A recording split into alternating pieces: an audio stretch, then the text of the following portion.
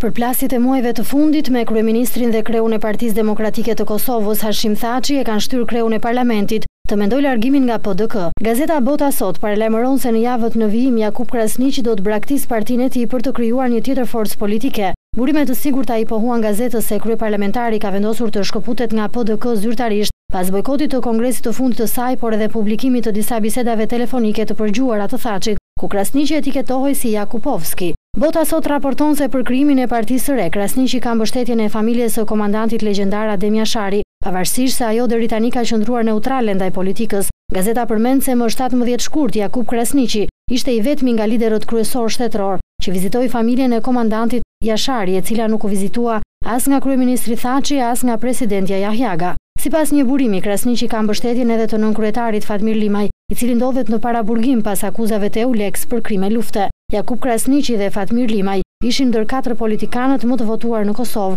në zgjedhjet e vitit 2010.